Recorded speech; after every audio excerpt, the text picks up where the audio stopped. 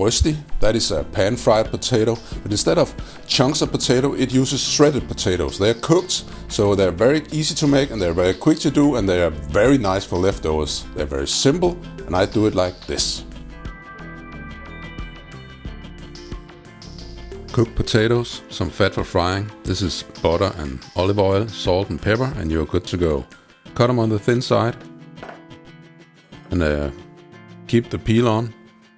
Then hold the flesh against the grater and grate. And there's only the skin left and you can throw that out. That saves a step. And when you got the hang of it, it's really quick to do. I'll just show one more potato. This is how long that takes. Add some salt, some pepper. Distribute it evenly. Don't mush it too much. We don't want it to be a potato dough. Then I press it together gently and put it onto a cutting board or your table, it doesn't really matter. I typically use a larger cutting board than this. Cut it into 4. This is 4 or 5 rather small potatoes I have grated, but about 1 potato per Rosti. Press it flat with your spatula and you got 1 Rosti ready to be fried. If you want to make a lot of them, or you want to make them really thin, or you want to freeze them down, then this is a good technique. Food grade paper and press it flat with a cutting board. That gives a very nice shape too. And if you have a beef stamp or a beef shaper, I don't know what it's called in English, then that's a very good method too. It makes them a bit more pretty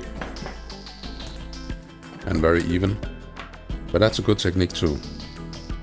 I use all 3 techniques. Add some fat to the pan.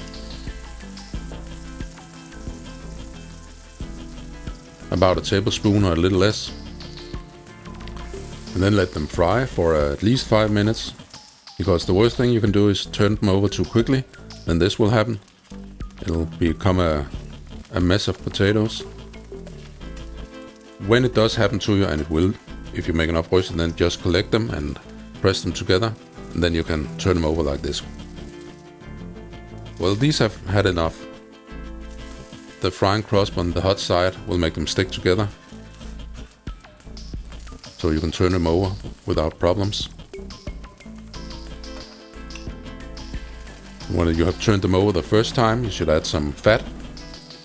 Not too much, because they're fat sponges, so all the fat you put on your frying pan will end up in the Rosti. And these are a bit lighter, I think, so I'll turn them over one more time. Once you know your cooktop and your frying pan, you can turn them over just once and they'll be perfect if you time it correctly. And now all that's left is the good part, which naturally is eating them. And it's a dish that tastes a lot better than it's hard to make, so I make it often. Enjoy! And you can find the list of ingredients and the recipe on kvalifood.